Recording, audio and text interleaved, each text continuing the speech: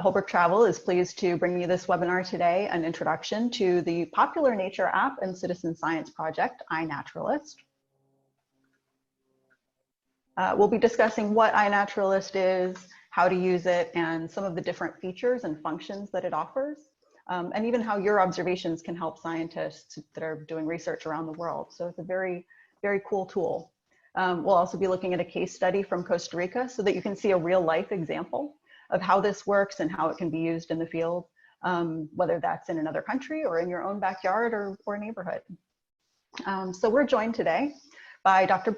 David Blackburn, who is the Associate Curator of Herpetology at the Florida Museum of Natural History.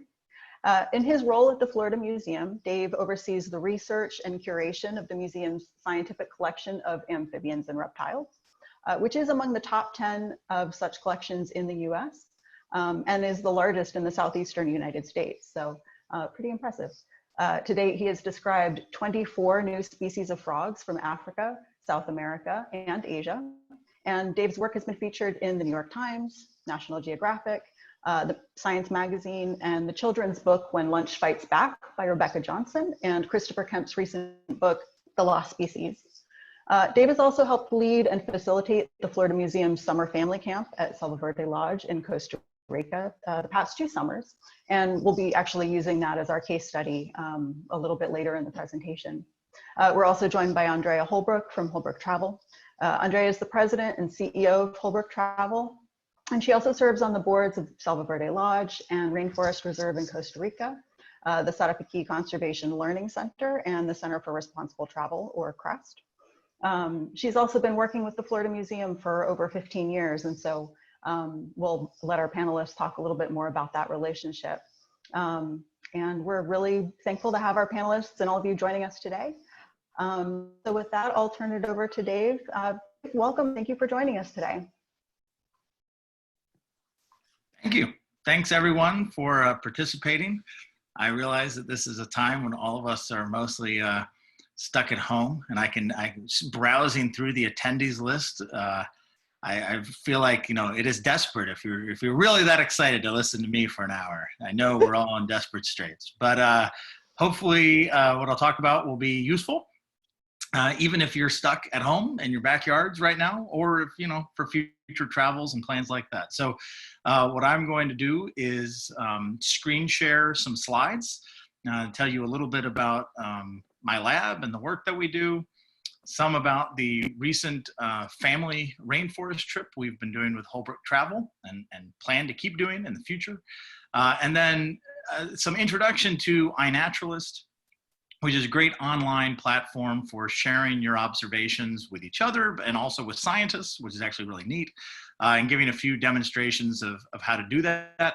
Hopefully there will not be terrible technical difficulties with Zoom, but I think all of us are well used to that at this point. So if I disappear, I will be back with me. So I'm gonna screen share here. And if you do have questions, you can put them in that Q&A question box in the bottom, and Lindsay will help me sort of curate those as the conversation goes on. Okay, here we go.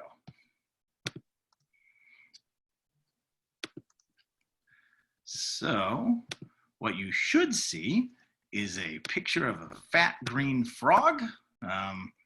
Is that what you see, Andrea? Yes, that is what we see. All right, just to make sure that everybody can see my fat green frog. Okay, so my name is, as was said, is Dave Blackburn. I'm the curator for amphibians and reptiles at the Florida Museum of Natural History, and that is part of the University of Florida. The University of Florida, part of my duties, in addition to being a faculty member that oversees students, conducts research, teaches, all of us in the museum also help oversee scientific collections. And this is actually important for our thread conversation today. So in the amphibian and reptile collection, we have about 180,000 specimens. These are skulls, skeletons, things in jars. That's 180,000 amphibians and reptiles. We have millions of these type of specimens, from fossils to shells to butterflies, at the Florida Museum. And one of the things that's important in a scientific collection, and it'll come back as we talk today, is that the vast majority of these things have, we know when it was found, We know where it was found. We know who found it, right? And so these are really critical pieces of information in addition to what it is, right? So if you're interested in mapping, where does this species of frog occur? For most of the last 200 years, if you wanted to do that as a scientist, the scientific collections and museums like the Florida Museum of Natural History is where you get that information to know, oh, this frog species is found in all of these places, right? And today that's shifted from not being, in addition to scientific collections like the museum, we actually also have community scientists, citizen scientists contributing observations through things like iNaturalist. So that's kind of the thread we'll be weaving today. So this is my lab. This is not the actual lab, but we have a diverse group of us that study amphibians and reptiles. Most of the time, this is what we look like now because, of course, we can't actually go anywhere.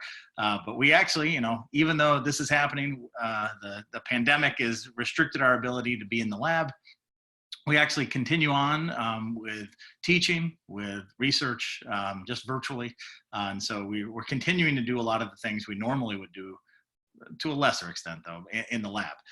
So some of the themes of things that are important in my lab are studying often African amphibians, especially frogs. This thing on the bottom left is a caecilian. That's a type of worm-like amphibian. We're interested in the diversity and the evolution and the conservation of amphibians. That involves, as was mentioned, description and discovery of new species using genetics and morphology and things like that. Well, some of these things come from museum collections. Sometimes we describe species that have basically been sitting in a collection for 100 years. A lot of times this involves new field research. So a lot of what's done in my lab is work around, especially Central Africa over the last 20 years now, of studying mostly amphibians and reptiles in the field. And these are places that can be very hard to get to. There are bad bridges, no bridges, or just footpaths, or just simply no way at all to cross a road. But if you do manage to get to these places, you can be rewarded with, really amazing biodiversity. So this is just a snapshot of the 200-something species of frogs that occur in Cameroon. And so this is, for me, this is a big part of what we do, is going out in the world to actually see this diversity and document this diversity, to understand, what are the species, where these species are found, how they've evolved, and also, in a lot of cases, understanding threats related to conservation and what we might do to help mitigate those threats to these species. To give you a taste of what it's like to do this field work, we spend our time hiking out into remote areas like this in southwestern Uganda. I'm a frog biologist, so most of the time I just work at night. It's not great for field pictures because it's dark, but this is right before it got really dark. We spent a lot of time out, in this case, looking in a swamp in southwestern Uganda looking for frogs. And a lot of what we do then after is actually preparing specimens, taking samples even for disease from the things that we find, and then bringing representative things back to the museum and sharing them with the scientific community globally. So that's sort of me in a nutshell of research we do. I just want to sort of transition to thinking about Costa Rica. So as a scientist that spends a lot of time doing field research out in the world, as a parent, I'm really interested in ways of getting kids out into the world. This is me and my two boys in North Carolina. And as a family, we've really tried to find ways of getting our kids out into nature, looking at things, flipping logs, getting dirty. And I was really interested in doing something like that through a travel program. And so I had approached Andrea Holbrook about that possibility, and we created this summer family camp at Selva Verde. I'm going to show you just a little bit about that. So the Costa Rica Family Camp has been, this would be its third year, maybe a little postponed. But the Costa Rican Family Camp provided an opportunity at Selva Verde Lodge in northern Costa Rica. It's associated with Holbrook. And from there, it's quite easy actually for us to take multi-generational groups from kids to adults to grandparents out into the forest and very easily cross the Sarapiqui River over into the main forest, where we can actually go out into the woods together to find stuff. And not just on the path, but even trying to replicate a little of that experience of me and my grad students in Uganda, mucking around in the streams, looking for frogs, looking for fish, snails, whatever it is, seeing what we can find, and then actually trying to figure out what this stuff is. And while I am a frog biologist, it turns out I'm a terrible snail biologist. But we might find snails, and we might be interested in figuring out what they are. And so part of being a scientist is trying to figure out, how do you figure out what you figure out? So, and how to teach kids to have that sort of same interest in the world. So part of what we've been doing, in addition to finding stuff, is also trying to show people how to share stuff. So on the left side here is me with kids actually taking images of frogs in a photo box. We bring them back and then we let them go. Or actually even taking photographs through things like telescopes. And so we had this collection of images of species that we saw. And then at the end of our trip, we actually shared those through iNaturalist. So, just as an example, the types of things we have, here's a red-eyed tree frog. We have howler monkeys. We have toucanettes. We have sloths, and many people that pass through Selva Verde see these. These are actually all photographs from a really wonderful photographer at the Florida Museum of Natural History, Kristen Grace. And we're interested in sharing observations like this, right? So for many of us, one of the options that's probably the most popular. So one of the things I want to get across to people is that really do share what you see, and find a way to do that. There's a lot of options for that online. It may seem kind of silly to go, somewhere and see a sloth and think, okay, well, people know there's sloths in Costa Rica. Is it really that novel to find a picture of this sloth in Costa Rica? The truth is, sometimes it can be. Sometimes you see things that you find a sloth in a place where otherwise sloths are not expected to be. Or perhaps that type of sloth hasn't been seen in that area in a long time. So your observations actually can be really important for informing, people that are interested in science and conservation of these things. And the nice part about the platforms that I'll talk to you about is that, you can do it from your backyard, or you can do it when you travel. And that's actually, we do basically both of those things in my house. And so this is just a way for you to do the same. So probably the most popular platform online for doing this, I'm not going to talk any more about this, is eBird. eBird is fantastic. There's millions and millions of observations of birds. They can involve photographs and videos, but often it's run through checklists, right? If you're a birder, you make lists. And so it's knowing that you saw these species in this place at this time on this day. And actually what's amazing now is that the databases of citizens, just people, community scientists, people around the world making these observations, is a real treasure trove of data for ornithologists trying to understand patterns of distributions, how things have changed. These data were actually used importantly in a scientific study in the last year, showing that the diversity and abundances of birds in North America have declined a lot over the last couple decades. And a lot of the data they used for that were data from projects like eBird. So it really is important to understanding not only distributions, but even things relevant to conservation. So the one, sort of the general eBird, is a platform called iNaturalist. iNaturalist was started by a guy named Scott Laurie and Kenichi Ueda, and then it became part of the California Academy of Sciences in San Francisco. This is a screenshot just as of this morning. So they have a running tally of how many people use it. And at this point, there's 1.2 million people around the world that use iNaturalist. And the neat part about it is that you can use it for all sorts of things, from fungi to frogs to flowers. And it really is powerful. So if you go onto the website, you can see and browse around the observations that are there now. There's more than 33 million observations, which I think is just sort of mind-blowing. You can see that obviously there's places in the world where there's a lot of use. Yes, it's true. Like you can see the dark red here of North America and Europe, South Africa, but even other parts of the world, you can see a lot of red, right? Those red is like that many, many observations in one little quadrant on this map. So there's a lot of data out there for, at this point, 250,000 species, which is pretty incredible. You can actually browse and look for species from particular places. So this is an example from Costa Rica. So for Costa Rica, there's almost 200,000 observations from Costa Rica and almost 12,000 species. And these are organized on this page by, on the top left, the most commonly observed species. So and then it sort of declines as you browse down the page. So in this case, there's 1,600 observations of the black spiny-tailed iguana, many white-throated capuchins and white-nosed coatis, green iguanas, things that you wouldn't be too surprised because they're pretty easy and common to see. You can see them on a map like that. Or if you're someone like me who really, I don't want to look at coatis, I want to see frogs. So if you click on this little gray box at the top right, it says filter. And then you can actually add sort of filters to those data. So you don't see all the data, you just see part of the data. So there are these little icons on the top that are categories.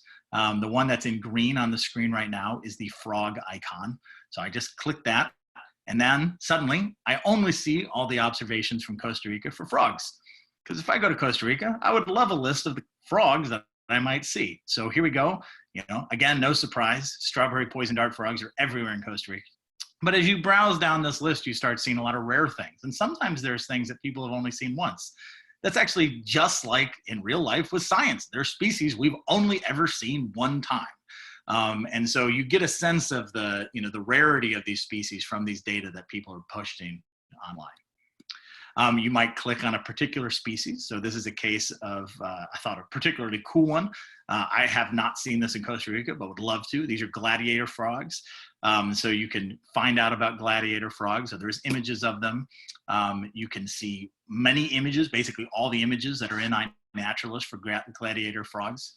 I think some other cool features, if you're trying to teach yourself to identify things, is you can actually see things like this. Species that were, this was commonly misidentified as, right? So people might have posted a Cuban tree frog and said, oh, I think this is a gladiator frog.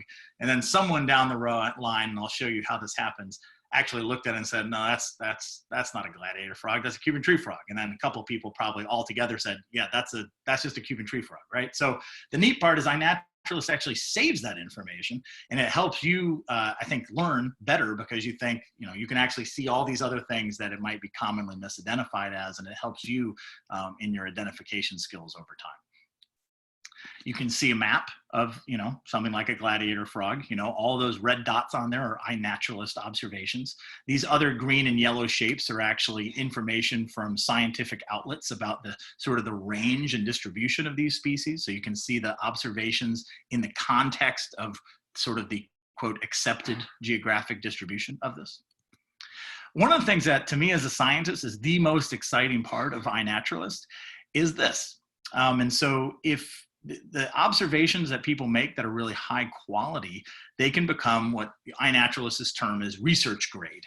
And so there's a little checklist here of, if say we have a photograph, the photograph has a date attached to it, a location, it has an image, it has a date, right? It has a place, it's a wild organism observed in the wild. And you'll see these two little red boxes on here, because this was a case that was not yet research grade. It needs to have an identification to species or potentially subspecies if you're working on species that have that. But at least the species, and at least 2 or more people said, yes, that's what it is. 2 or more people said, yes, that's a gladiator frog. And then it becomes research grade. So who cares about research grade? Well, scientists care about research grade. So let's just look at this real quick as an example. Here's a Rufous motmot. This is a bird that's actually found. This is an observation straight out of Selva Verde Lodge in Costa Rica. These are pretty common birds to see on the grounds there. If you scroll, If you scroll down the page there, you'll actually see that the first bit of this from Josh Vandermeulen was an identification. He uploaded this as a Rufous motmot, and then along came 2 other people that said, yes, that's a Rufous motmot. And then it crossed this threshold from being a, quote, casual observation to a research observation. Just a different example that's also from Selva Verde. Here's someone that posted a picture of a skipper. These are butterflies. This is a whole family of butterflies. So if you have a book with you in Costa Rica of insects of Costa Rica, they're not going to have every single species of butterfly in Costa Rica. You might be able to identify it to say, well, I think it's this family. And then someone else may come along and say, oh, actually, I know what species that is, and identify it. So if you scroll down the page there, you'll just see all it says is skippers, and this is not a research grade species. In fact, this is the species I took the little example for that didn't have the check boxes a second ago. So what happens with these research grade data? So as a scientist, if I wanted to actually map the distribution of a species out there in the world, one of the first places I would turn is something referred to as GBIF. It's the Global Biodiversity Information Facility. This is actually run out of Europe. And you will see on the bottom of this, it says publishing institutions, and it says there's more than 1,500. For the most part, those are 1,500 museums. Museums like the Florida Museum of Natural History is in fact one of those 1,500 institutions there. And we make our data available, our research grade data for specimens in our collections available. So if I wanted to go on here, and I've typed in a species name in that box, is Lithobates sylvaticus, this is the wood frog, I could go on, type that in, and I can get all of this data for every single observation of a wood frog. So anytime an iNaturalist observation becomes research grade, it then actually becomes available through this online portal that scientists around the world use for studying distributions and conservation. So just an example of that, here's this beautiful little wood frog. I can actually search, I know I don't expect people to do this, but I just want you to appreciate this. On the bottom left, it says data set, and it's all the iNaturalist research grade observations, which are millions of observations. So just from iNaturalist, there's more than 5,000 wood frog records. And the cool part is wood frogs are one of the most northerly species in North America, right? They get to these really high latitudes and have adaptations to freezing solid and then thawing.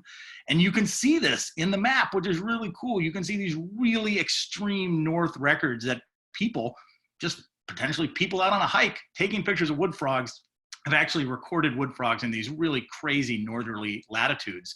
And potentially these are in places where there actually is no, there are no museum specimens to say that this occurs in this part of northern Canada, right? So taken together, the museum data and the citizen science data can actually really tell a cool research story. I thought as a fun closing example, I actually published a paper a couple years ago that was effectively this.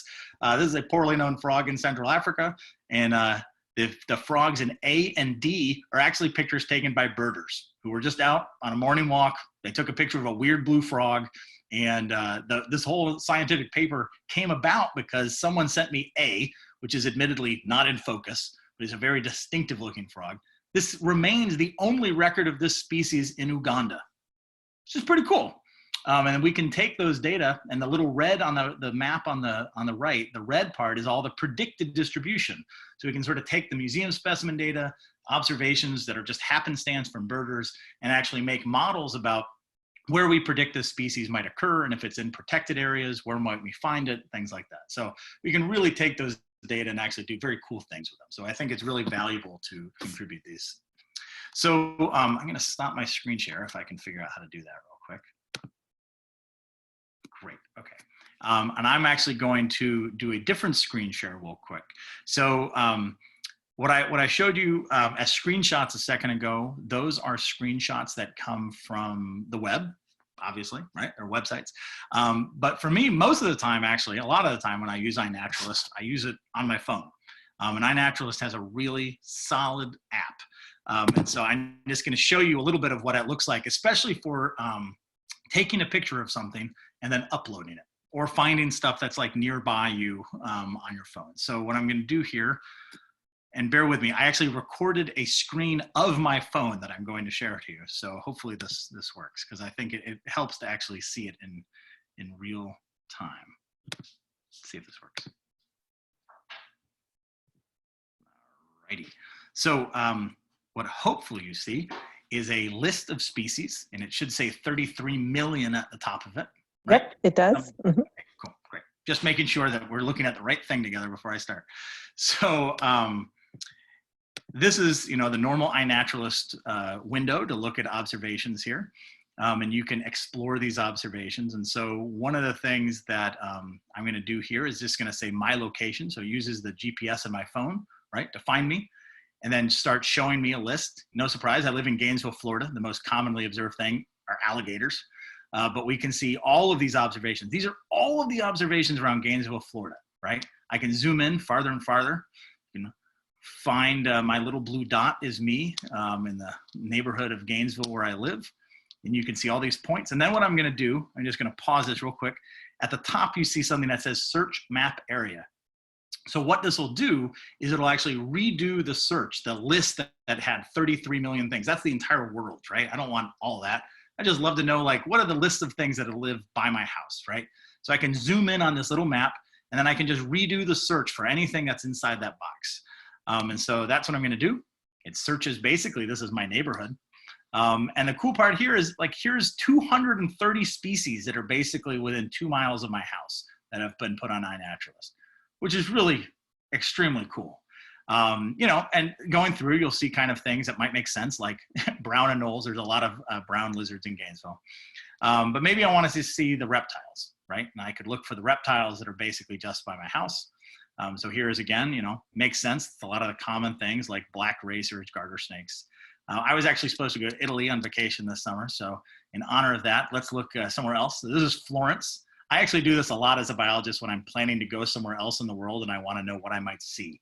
So here is, you know, a list of all the observations from around Florence in Italy.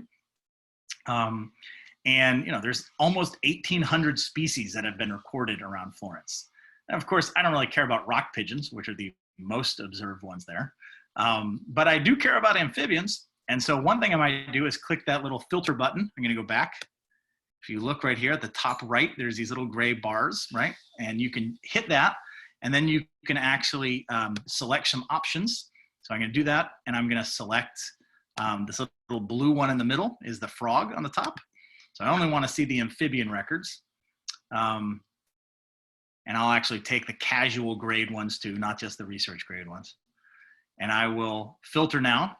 Now I can actually get to the good stuff. These are the toads, the newts, all the things that we might see as a family if we went to Italy this summer from nearby. We can, I think I'm going to do this, click on the most common one here, the toad, bufo bufo. So this is actually kind of fun. So it actually, any of these species pages bring in the species pages from Wikipedia. So you can get information about the species. You can see the map of all the observations in iNaturalist for the species. You know, remember, this is all on your phone. One of the things I think is really fun is you can scroll down to the bottom and see seasonality. So this is actually taking the month of all of the records in iNaturalist. So, you know, no surprise, in the middle of the winter, you don't see a lot of toads. But, you know, you start seeing these sort of peaks of all these observations, of course, coming when the rains come and species start coming out to breed. So, you know, if you were planning a trip, you might even filter. You can, let's see, I'll go back up, I think, and do this. So you can filter at the top. You can go back to that little, those little gray bars. You can scroll down to the bottom and you can actually put in months that you might be interested in. I was going in July and August. So I clicked on July and August and, you know, here's a list of all the amphibians observed around Florence during those 2 months. And that might be, for me, as a traveler and a biologist, this is a great checklist of like, you know, things that I might be likely to see when I go. You know, I could get this from a field guide, but, you know, imagine there's plenty of places in the world that it's very hard to get a specific list for that place. You know, there's definitely books about the Italian amphibians and reptiles, but getting one for a specific place may be really hard, but you can get that from iNaturalist, which I think is super cool.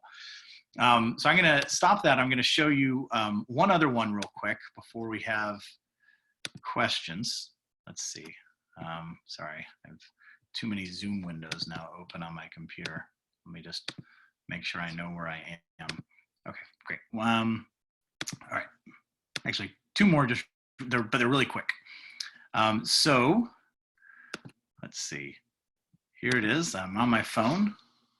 I can open up iNaturalist, and now what I'm going to do is at the bottom, these are my observations, right? I actually don't use it a lot. I have uploaded a lot of observations we made in Costa Rica.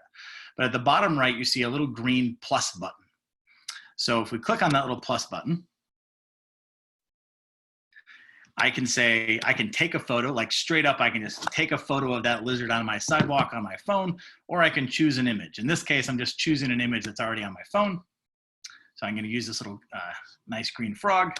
When I do, you'll see that suddenly some things, these little fields on here have information. It has a date, it has a time, and it has a location. All that stuff comes because when you take a picture on your phone, it records the date, the time, and as long as you're within a lot of good network access, it records your coordinates. You can turn these things on and off on your phone normally, but if you have them on and you're taking pictures, it saves that information with the image, which is really cool because it saves you a lot of work. You actually don't have to record the place or any of that stuff if you're uploading. It just comes straight off of the images that you have. So let's see. you can check, you can click on the location and it'll open it in a map. You can say, okay, well, that makes sense. That is where it was. You can see it's right next to Selva Verde Lodge there. So, you know, it works. I usually check it just in case. But this is a great way of sort of uploading that information that you might have. I'm not going to edit it. And then if I click, you know, that little checkbox at the top right, I've now basically uploaded it to iNaturalist.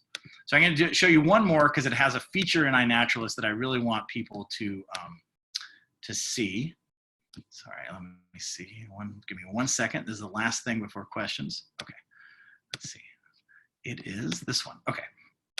So last September, I led a Holbrook trip to the Serengeti. And while I work in Africa a lot, you know, I'll admit I did not see any frogs in my time in Tanzania. So I had to really get acquainted with birds, which I try to look down most of my life, not up at birds. So I really was trying to get good at identifying birds. And it took a lot of bird images. And so here's an example of that, but of someone not knowing what they're doing. You'll notice, just incidentally, at the top of this, it says red-eyed tree frog, because I can type in red-eyed tree frog. I know as a frog biologist, it's a red-eyed tree frog, right? But there's a lot of things that I don't know. So I can choose an image. I'm going to choose this image of a hornbill. So you can see at the top of it, it has a little image of this hornbill. It brought in the date and the time, but that's because this is a photo I uploaded from my SLR camera. Right, this is not from my phone. So my SLR camera doesn't have a GPS in it. Some SLRs do, mine does not. This is an older model. So it brought in the date and the time, but not the location. So I'm gonna show you two things that I think are really important to using iNaturalist like this.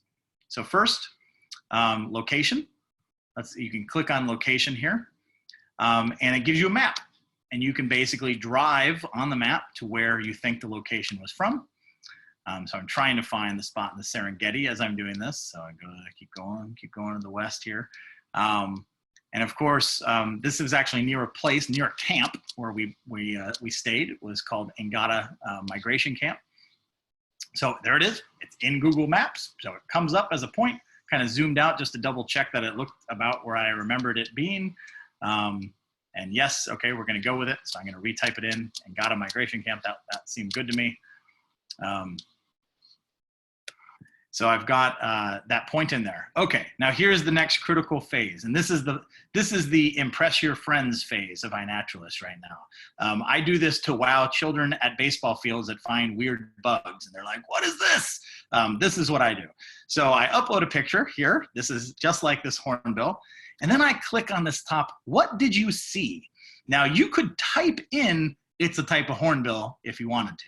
However, you could use what did you see and have iNaturalist predict what you saw, which is pretty awesome. So because it has millions of observations that are identified, including many that are research grade, it uses essentially a type of artificial intelligence to take your image and predict it against all of those other things to give you, on the fly, very quickly, you could see how fast it went, a prediction of what it is. So, you know, hey, it worked pretty well. It at least gave me a hornbill. It didn't tell me it was a snake.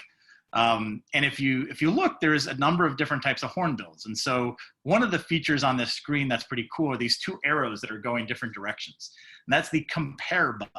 So I'm going to click that for this hornbill. So the top hit is this von der Decken's hornbill. I can click compare, and it takes me to this really cool layout. So on the top is the hornbill, my image. And on the bottom, I can actually flip through other images of von der Decken's hornbills that are in iNaturalist, which is pretty awesome. And I can say, yeah, okay, I'm convinced it's a von der Decken's hornbill. I click that check mark on the top, and it will then upload to iNaturalist as my observation. And to me, that's amazing because there's a lot of, I use it to identify things, at least in places where there's enough observations to make a good guess. I'm going to scroll back just real quick. If you look on that list, you'll see there's two things. There's two criteria. There's visually similar, and you'll also see seen nearby. So it's actually using not only the image and the name of the species on the image, it's also using the information about the coordinates uploaded with those images and saying, turns out there's a lot of visually similar things that were all recorded near that location where you were, which is a good thing in this case, because that's where von der Decken's hornbills happen to live. So it makes sense that that would be the case. Okay. So that was my introduction, hopefully, to iNaturalist. I'll admit I'm not the world's expert on using iNaturalist, but I do use it to impress kids at baseball fields, or on the Costa Rica Family Camp. So we try to basically, the way that we've used in the Costa Rica Family Camp is, rather than have everybody upload their own individual things, especially because these are kids with tablets and things like that, is to have people share with me their favorite photos of things, and then I basically post them and share them through iNaturalist sort of as a group. To do it that way. I do think this is a great way, you can make checklists for your house if you want, and I can show just in a moment here. And I'll just show you how I did it just live for Selva Verde. And you can effectively do the same thing for anywhere in the world, including your own backyard if you wanted to. So I'm going to do one last screen share, if I can remember where the right screen is. Okay, hopefully this is the right one. Okay.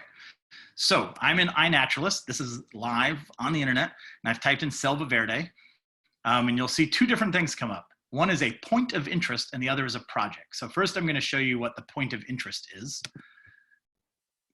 So the point of interest is the fact that there's a way in iNaturalist to go in and basically draw a blob on a map. And so I did that for Selva Verde. I drew this orange blob on the map that more or less is the property of Selva Verde. And then what it's showing us is all of the observations, regardless of, people may not have even realized they were in Selva Verde. Hopefully they did, but they might not, it doesn't even matter. Any of the GPS coordinates that fall inside that blob automatically show up. And so the neat part there is you'll know, clearly there's a lot more observations in Costa Rica, but the only ones that are showing up right now are the ones that are inside this blob. And automatically it generates a list. So here's a list of 440 species you could see if you came on the Costa Rica Family Camp to Costa Rica, which is pretty cool. Just to go back to make the point that these are not the only points in Costa Rica, if I click on this orange bar that says redo search and map, it just redoes the search and shows us all the points that are in that area of Costa Rica. And you'll see an awful lot. There's sort of two blobs here that kind of merge together. A lot of these are actually not from Selva Verde. They're from La Selva, which is one of the world's most famous tropical biology research stations. That's about 15 minutes away. So that's potentially a lot of like undergraduates and grad students also using iNaturalist and posting their observations online. I'm going to flip just as a last thing. This is what happens when you type in Selva Verde as a project. So I set this up as a project for Selva Verde. And this is only showing us all of these observations and species that are basically, that you can find at Selva Verde. And this is what I started using to teach even myself about, what are the types of things that we might expect to see if we're in Selva Verde. So I can make this list of all the species. And, I don't know a lot about insects. So a fun thing to do here would be to filter on this little green icon of insects, and immediately we start getting a list of, which I think is pretty cool. There's a list of 173 insect species. Clearly there's many more, but these are the ones that were posted. Lots of butterflies. Probably many of you, if you share the experience of buying a field guide to go somewhere in the world, have the experience of staring at the field guide and realizing, I don't know what it is. Like, it's not in the book, basically. And that's because, like, I have an insect field guide for Costa Rica. There's so many species of insects in Costa Rica. There is no book that can possibly be big enough to have all of them. So, being able to have this sort of as a cheat sheet for knowing the diversity in a given place, I think is actually really fun. And I did exactly the same thing for teaching myself about what birds I might see in the Serengeti when I was leading the Holbrook trip last year. So, all right. I think there's a lot of questions and chats, I think. We do. We have a lot of questions. So thank you, first of all. That was really informative. I'm excited to get out and try it myself this weekend.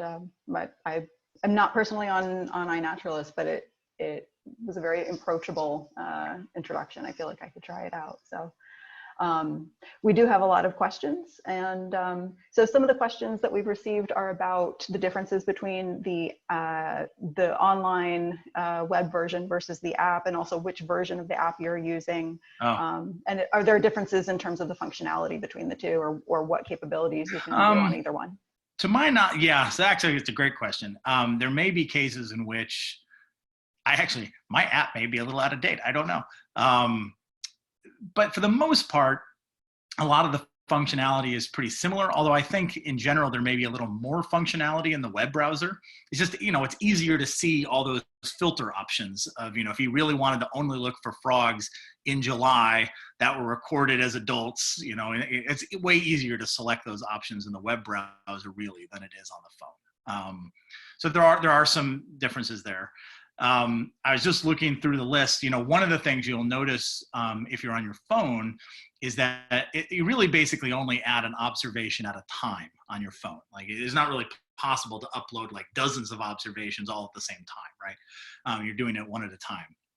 I'm pretty sure that there is a way actually in iNaturalist to bulk upload information. So instead of just doing one, you might do 10 at a time or 50 at a time. And one of the nice parts in iNaturalist is that there are some really great resources online, both as there's a little bit of like web tutorials that are like YouTube videos, but they also have a really extensive getting started page that kind of walks through step by step a lot of different pieces of using iNaturalist. And maybe that could be shared in the chat window, because I think some of these things you can find in there. Great, thank you. And yeah, we'll also be sharing that when we send out the replay recording as well. So people, if you're not able to grab it right now, or if you missed the recording, we can send that to you as well. One other one looking on here as a super good question, and I think it might be easiest to actually just try it out on your own, but was the question of, can you protect the location information? Yes. So you can basically do something where you can keep it private. And so if you click on location, I think there's a couple different toggle options. And so it could be public, it could be obscured, or it could be private. I think, and I'm not completely confident, but I think what obscure does is, you could take a point and it's a point on a map. Whereas obscure is like, it's basically like, oh, it could be anywhere, anywhere in this blob. It reminds me of like, if you've ever looked for an Airbnb and it's like, you can't actually know what corner it's on, but it's like, okay, it's in this neighborhood. That's basically what the obscure function is doing. So it's not giving that, or you can just keep it private and you can effectively not publish the records. It doesn't mean that they go out to the research community or things like that. But if you want to use it as a tool for just keeping a list of, this is the stuff I saw at my house, you can do that as well. And I'll just say there is a precedent for that even in museums. So we actually, we don't publish all of our locality data for threatened species. So we've made, in Florida, for instance, we've made a conscious decision to not publish records for turtle species that are popular in the pet trade, where people will actually go out into the wild and collect them and then sell them. So for some of those species, we also don't publish those localities. It's a little different than your house, but it has sort of similar ways of working with that data. That makes a lot of sense. Is the iNaturalist app free to download, and is there a paid version or with added functionality, or can anyone sign up? Everything related to iNaturalist is 100% free. Good to know. Which is another great thing. So there are some other apps that you can use that are not like that. There are some great identification guides you can use as apps, but all of those things cost money typically. I think a great part about iNaturalist is that it's free and it basically covers a lot of different organisms. It means that maybe not all of the information is 100% the best information, right? Because it's being contributed from people like you and me. And sometimes we know what we're talking about. There was a question about what makes it research grade. And in that particular case, what makes it research grade are the people that identify it. And so to my knowledge, I don't think that there is a special case of people who are authorities. I think that might be the case. There are certain people that might be treated as authorities in iNaturalist, and that they identify at one time, it basically is research grade. Otherwise, it's basically accumulating these identifications from users of iNaturalist, just like me and you, right? Like you might see a bunch of things around your house or your neighborhood, and it's like squirrel. I don't know what type of squirrel it is. And you say, oh, that's an eastern squirrel, right? You identify it. And so it's accumulating those type of identifications that put things over the line to be research grade. And just to repeat, I've seen a few questions. The app is called iNaturalist. So the word naturalist, just with the letter I before it. You should be able to find it in Google Play or the iTunes App Store. It's a freely available app. Great. What kind of age group would you say, as far as working with children, how young can you start using iNaturalist, or working with kids to use iNaturalist? In my experience, as my children remind me, they are far better at using the computer than me. So, I actually think, it's not terribly difficult. I'd say it's probably a good idea for middle school, maybe at the earliest, because some of the concepts of thinking about like filtering information, things like that, are things that at that point I think would begin making more sense. But certainly even from an early age of taking pictures of things that you see and uploading them and actually trying to find out what they are through the what did I see function. We use that around the house. Even for my 8-year-old uses that when we find things. Okay. And when you were at the summer camp in Costa Rica, how did the students use it there? I think you mentioned that you kind of gathered the most interesting or photos that people took, or didn't let people kind of use it throughout the whole time, but kind of, I guess the question is, how did you use it with the students at the camp? Well, in my experience, it's a little double-edged, right? Because my goal of actually getting kids into the Selva Verde is to not have them on a phone. So my preference was really of not having them use actually the apps when we're out and about in the forest, and also because of the network connectivity, it's not that great for uploading right there. But people are often using iPads, phones, or other cameras to record, and so the way that I tried to use it was of having people, take a picture, record something, and then move on, not actually trying to upload it, in real time to the web. That way, people are actually spending time looking, not just simply on their phone. But a nice part there is, at the end of the day, and probably many people that have this experience traveling, you might be out during the day taking photos of things, and then you're hanging out like in the cafe that has Wi-Fi in the evening. That's a great time to kind of flip through and find the great images and, upload. And so we kind of used it in that way. Gotcha. And just to confirm, you do need internet access in order to be able to upload your observations using the app, correct? You do. Okay. I believe that there's a little bit of offline functionality in terms of saving lists of species and things like that. But I think if you go through the getting started, there should be a little bit of information about what you could actually save to your phone if you were actually trying to be in a place that didn't have Wi-Fi interest. Okay. And can you load observations without a photo? If you see something that what it is and you want to mark it, but you don't have a photo to load, Can you do that? Yeah, that's a good question. Yes, technically you can do that. Okay. iNaturalist would really prefer to have some sort of backup, some sort of evidence. So it typically does that through images or sound. I don't know if actually video functionality is something really is built into iNaturalist right now, but images and sound. So definitely you can take a recording of a bird, on your phone, if you're into that, which many people are, and use that as the evidence and effectively upload a sound recording. Incidentally, if any of you are interested, especially in birds, eBird is a great app for that. And if you're really interested in like learning bird sounds, a great resource that's associated with eBird. So eBird is based out of the Cornell Lab of Ornithology at Cornell University. An associated resource is called the Macaulay Sound Library. And if you look at the Macaulay Sound Library, there's really terrific calls, and you can, and especially for birds, you can sort it by place, you can sort it by bird, and that's a free application you can use. It works best in a web browser, not on your phone. We have a question asking who created iNaturalist, and I think you may have a little bit of insight into that.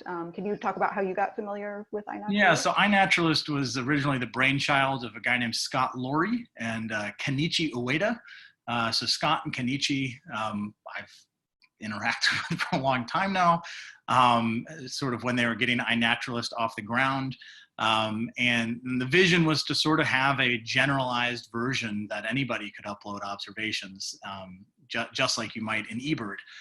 So Scott and Kenichi were living around San Francisco when I used to be a curator at the California Academy of Sciences. While I was there, actually, the California Academy of Sciences acquired iNaturalist. So iNaturalist became part of the Academy. So a lot of its institutional support is actually based out of the California Academy of Sciences, which is the it's a non-government science museum based in Golden Gate Park in San Francisco. Yep. Let's see. There are questions about how I use it. I do take photos with my phone, but honestly, I take a lot of photos like on my real camera because it has a macro lens and I can see things from far away if it's telescopic lens. So I tend to basically, if I'm going to upload images, basically save them to my computer and then I upload them, from my computer in a web browser because I'm trying to transfer them off of my SLR camera that I might use in the field for taking pictures. And I think it works pretty well like that. And there are some functionalities where I think then, just to return to the question about batch uploading, where you'd actually be able to avoid doing one at a time, but actually be able to take, a bunch of photos from a trip and try to get them online at once if you wanted to do that. Great.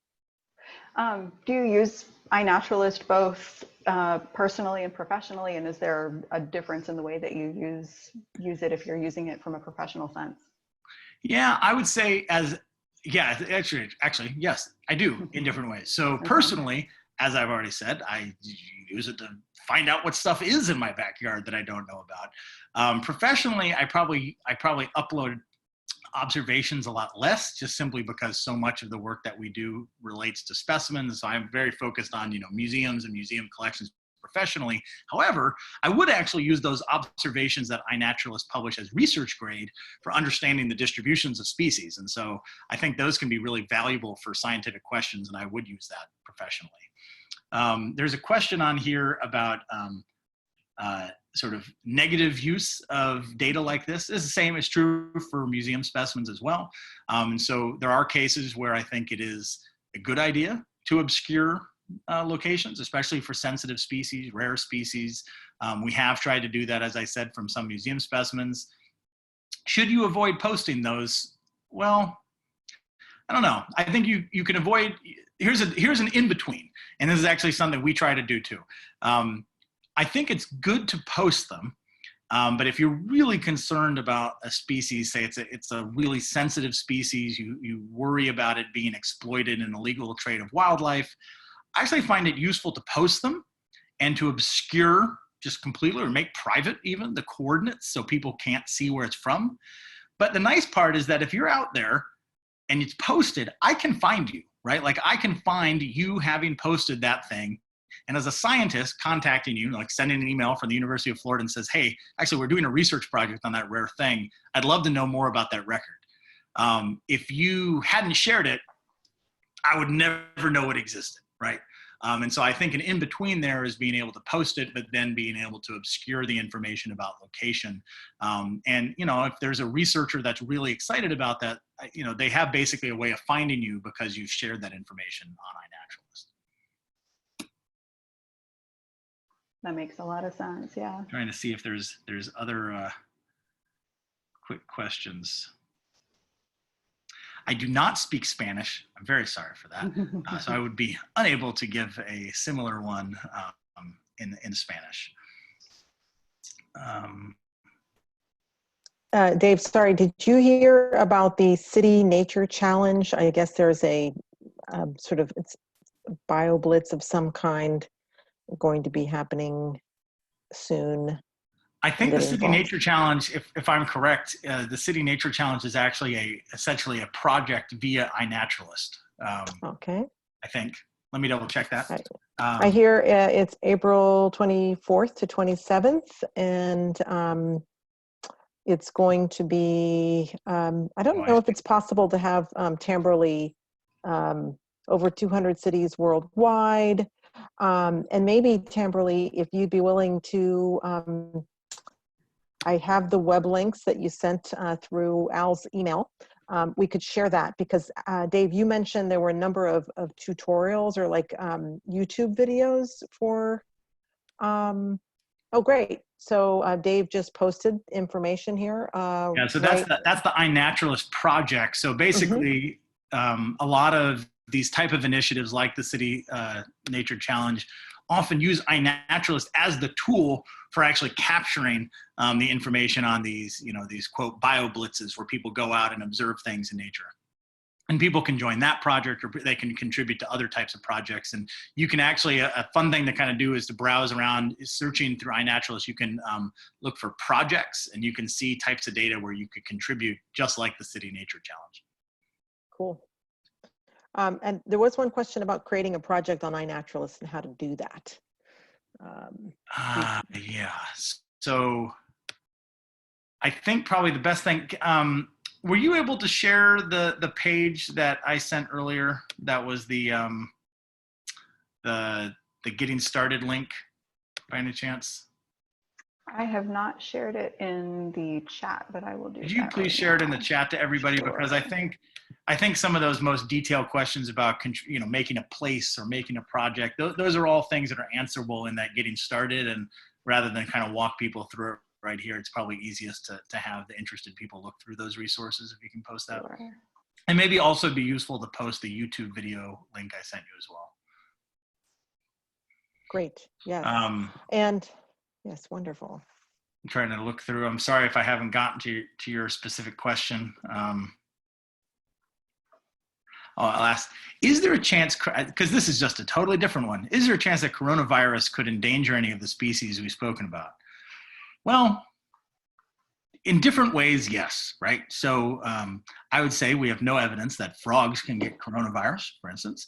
And clearly there's plenty of coronaviruses out there that affect animals naturally in the wild, right? Like that's just the deal, right? Like a lot of these groups of viruses, like a coronavirus, this specific virus, there's been relatively limited information about what type of animals it affects in the wild.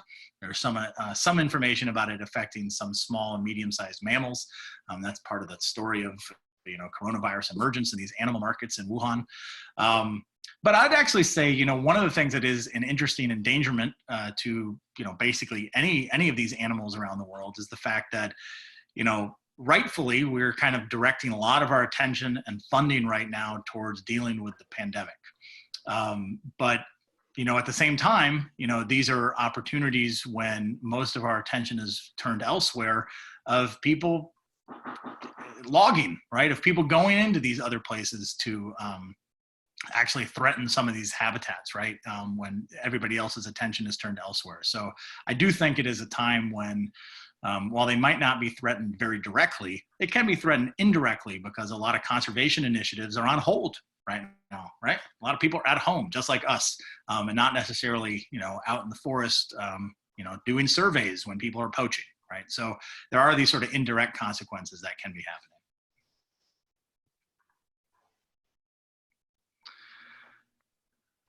Great. And yeah, if there's other questions, I'm happy to answer them, but I guess we're kind of closing in on the end of our time here. And where will the recording be posted? So this will actually be on Holbrook's YouTube channel, and we'll be sending out a link to it to all of everyone who registered and the people who weren't able to make it as well. So, but Holbrook Travel does have a YouTube channel, and we have a playlist specifically for our webinars, so you can find it right there. And before we wrap up, I'll just share real quick. We do have another webinar scheduled coming up on the 16th of April, again at 4 o'clock, and we'll be talking about ethics in wildlife photography with Jennifer Lee Warner. So we do invite you to to join us for that as well if you're able. It's going to be an interesting conversation. So I think with that, we can go ahead and wrap up the webinar today. Dave, thank you again so much for joining us. We've really appreciated your expertise, and it was really interesting. And to everyone who joined us, we hope you enjoyed the presentation. Like I said, we'll be sending out recordings, and we hope that this has inspired you to start making observations and submitting them through iNaturalist in your own backyard or neighborhood or wherever you're able to. So thank you again, and I wish everyone a great rest of your afternoon. You're welcome. Thank you, Dave. That was fabulous. Thank you. Bye-bye, everyone. Bye. See you next time.